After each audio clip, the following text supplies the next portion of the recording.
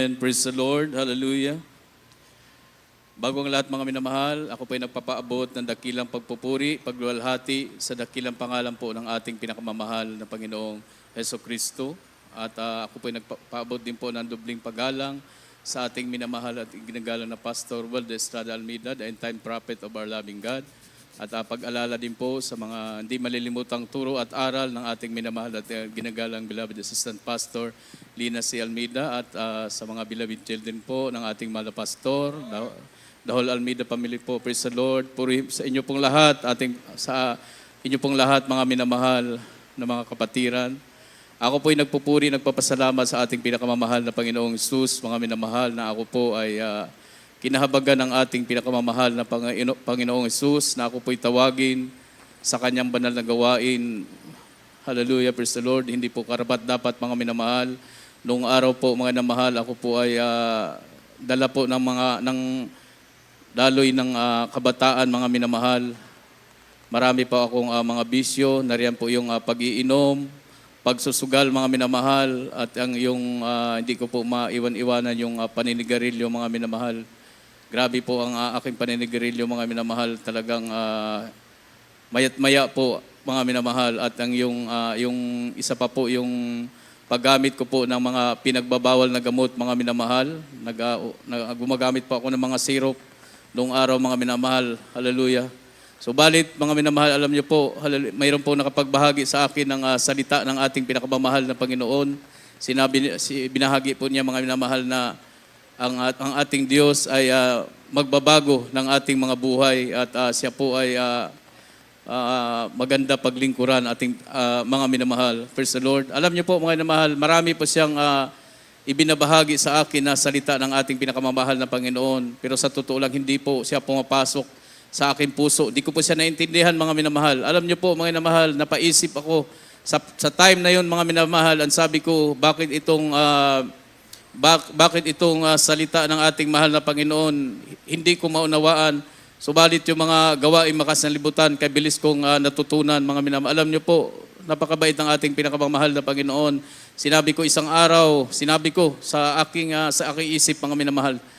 Sinabi ko isang araw, sana matutunan ko ang salita ng ating pinakamamahal na Panginoon. Maintindihan ko. Alam niyo po, napakabuti ng ating pinakamamahal na Panginoon. Alam niyo po, mga minamahal, yung pagbanggit lang ng aking isip, mga minamahal, ng gano'n, ng isang panalangin na yun, mga alam niyo po, bigla po akong umiyak, mga minamahal. Humagulhol po ako ng iyak, mga minamahal. Yung pala, mga minamahal, nadama ko ang banal na presensya ng ating pinakamamahal na Panginoon. Kaya napakabuti ng ating pinakamamahal na Panginoon. Mula noon mga minamahal, kinauuhawan ko ang banal na salita ng ating pinakamamahal na Panginoon. Alam niyo po, nagkaroon po ng kursada sa dako ng Lunita mga minamahal way back 1992. Yun po yung una kong pagdalo mga minamahal. Alam niyo po, nasaksihan ko po ang himala na ginawa ng ating pinakamamahal na Panginoon. Sa time na yun mga minamahal ay drought. Wala pong ulan mga minamahal. Alam niyo po, talagang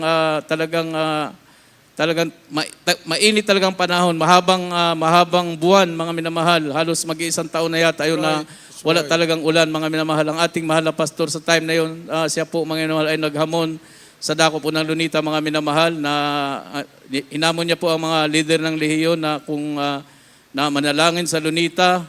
Subalit mga minamahal, nung May 3, sabi ng ating mahal na pastor, dahil walang tumanggap sa kanyang hamon sa May 10, right, dumalo daw kayo sa Lunita, mananalangin siya at magpapaulan ng ating pinakamamahal na Panginoong Hesus. Alam niyo po mga minamahal, noong May 10, nandun po ako sa Lunita mga minamahal. Alam niyo po, mag-aalas 4 ng hapon mga minamahal, kitang-kita po talaga ng dalawa kong mata mga minamahal. Hallelujah. Nakita ko po kung paano mga minamahal, yung mga ulap mga minamahal, parang naipon mga minamahal, naging maitim mga minamahal. Pagdating ng alas 4, talagang bumagsak ang malakas na ulan mga minamahal. Eksakto. Pagtayo po ng ating mahal na pastor sa banal na pulpito mga minamahal, siya pong pagbagsak ng ulan. Kaya isa pong napakabuti ng ating pinakamamahal na Panginoon, dahil yung himala na yun mga minamahal ay nasaksiyan ko po. Hallelujah. Napatunayan po natin mga minamahal na totoo ang gawain na ito. na mayroong totoong tao ng Diyos na nanalangin para sa ating mga kaligtasan, mga minamahal. At alam niyo po yung aking paninigarilyo, mga minamahal, alam niyo, instant, mga minamahal, inalis sa araw na yun, mga minamahal, dahil nung ako po ay umuwi, mga minamahal, mayroon pa kaming tindahan, ako po yung nagbabantay, mga minamahal. Libre lang po ako doon kung magsindi ng sigarilyo, libre lang po ako, mga minamahal. Alam niyo, nagtaka ako, mga minamahal, nung ako'y magsisigarilyo lang, mga minamahal. Alam niyo po, nag-iba talaga, nag-iba ang lasa, mga minamahal, naging mapait na. Hindi na maganda sa aking panlasa, mga minamahal. Totoo ang ating Diyos, hallelujah. Yung aking paninigarilyo, instant po inalis ng ating pinakamamahal na Panginoon. Pati yung aking bisyo, mga minamahal, yung pagtik ng mga pinagbabawal na gamot, hallelujah, ito po inalis ng ating pinakamamahal na Panginoon. At yung aking karamdaman, mga minamahal, meron din akong karamdaman na ninilaw ang aking katawan, mga minamahal, pati aking mata. Ito po'y sintomas na, mga minamahal, ng hepatitis, mga minamahal. Subalit, sa patuloy na paglilingkod ko sa ating pinakamamahal na Panginoon, ako po ay pinagaling ng ating pinakamamahal na Panginoon Jesus dahil napatunayan ko, mga minamahal, na ako'y gumaling dahil ako po ay nakaalis ng ibang bansa, mga minamahal. Hindi na po ako nakitaan, mga minamahal, na may sakit na ganon. Kaya pinagaling po ako ng ating pinakamamahal na Panginoong Jesus. At mayroon din po ako sakit, mga minamahal, na ulcer. Hindi na po ako pwede uminom ng mga soft drinks, mga minamahal. Talagang nararamdaman ko po yung sakit ng aking sikmura, mga minamahal. Subalit dito na pakinggan ko po ang pangangaral ng ating minamahal at ginagalang na pastor. Sabi niya, kung mayroon kang ulcer, mag-ayuno ka lang ng 3 araw, pakagalingin ka ng ating mahal na Panginoon. Praise the Lord. Alam niyo po, mga minamahal, sa lugar na ito ito po ay ayunuhan, sa lugar na ito, mga na pwede pa pong mag-ayuno noon, mga minamahal, sa lugar na ito. Alam niyo po, mga minamahal, pagkatapos ng 3 araw, hallelujah, totoo, mga minamahal, yung aking ulcer, pinagaling po ako ng ating pinakamamahal na Panginoong Jesus. Hallelujah. At alam niyo po, mga minamahal, itong huli lang po, mga minamahal, na-diagnose po ako, mga minamahal, ng enlargement of the prostate, mga minamahal. Alam niyo po, yung aking prostate ay namaga, mga minamahal. Praise the Lord. At ito po ay naging sanhi, mga minamahal, na hindi po ako makaihi, mga minamahal. Isipin niyo po, mga minamahal, kulang-kulang 4 na buwan. 5 araw na lang, mga minamahal, mag-4 na buwan na, mga minamahal. Ang haba ng time, mga minamahal, na kailangan akong kabitan ng katiter dahil kung walang katiter talagang namimilipit ako, mga wala talagang lalabas wala talagang ihi na lalabas, mga minamahal. Kailangan talaga may katiter, mga minamahal. Noong ako po, mga minamahal, ay pina-ultrasound, nakita po, mga minamahal, doon sa resulta yung aking prostate, mga minamahal, ay lumaki, mga minamaga, mga minamahal. Yun ang dahilan na naipit yung aking yung daluyan, mga minamahal, ng ihi, yung daanan ng ihi, mga minamahal, naipit siya. Kaya hindi talaga kasi makalabas, mga minamahal. Ang choice na lang doon, mga minamahal, na para ako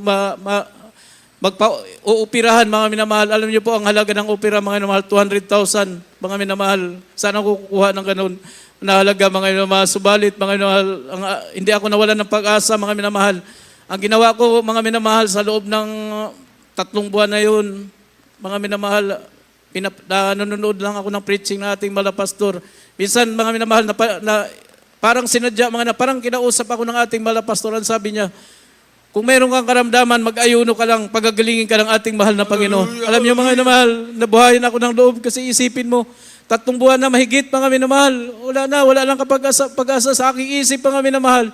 Hopeless na talaga, mga minamahal, pag dumating pala yung time na ganun, mga minamahal, sa sarili mo, mga minamahal, magkaroon ka ng karamdaman, mga minamahal, talagang sa isip mo, mga minamahal, hopeless ka na talaga. Parang wala nang kagalingan, mga minamahal. Pero sa aking puso, mga minamahal, nakikita ko yung grabing himala na ginawa ng ating pinakamamahal na Panginoon sa gawain ito, mga minamahal. Sa Amoranto, mga minamahal, alam niyo po, 2 bagyo, mga minamahal, tumaya ating mahal na pastor. Yung bagyo, mga pagtay nating mahal na pastor, pagsaway lang, mga minamahal, instant. Tigil yung bagyo, mga minamahal. 2 beses sa Amoranto, sa Marikina, mga minamahal, 1 beses, mga minamahal. Tumayo na naman ating mahal na pastor, sinaway yung bagyo. Instant, mga minamahal. Seconds lang talaga nga, tumitigil ang bagyo, mga minamahal. Grabe ang himala pinakita ng ating pinakamamahal na Panginoon. Subalit sa akin, mga minamahal, hallelujah. Sa aking isip, mga minamahal, hopeless na ako, mga minamahal talaga, hallelujah, dahil sa karamdaman na yun. Subalit mga minamahal, hallelujah, ang ginawa ko, sinunod ko ating mga pastor, nag-ayuno ako may naman, nag-longer fasting ako may namahal. Inabot ko yung fasting talaga may namahal, hallelujah. Alam niyo mga minamahal, after nung anniversary na 49th church anniversary mga minamahal, nung February mga minamahal, noong matapos yung anniversary natin mga minamahal, alam niyo po mga minamahal, doon ko nakita ang himala ng ating pinakamamahal na Panginoon. Yung pamabaga ng prostate mga minamahal, yung humarang doon sa daluyan ng ihi mga minamahal. Hallelujah. Alam niyo po mga minamahal, ang himala ng ating pinakamamahal na Panginoon. Ito po'y dinurog mga minamahal.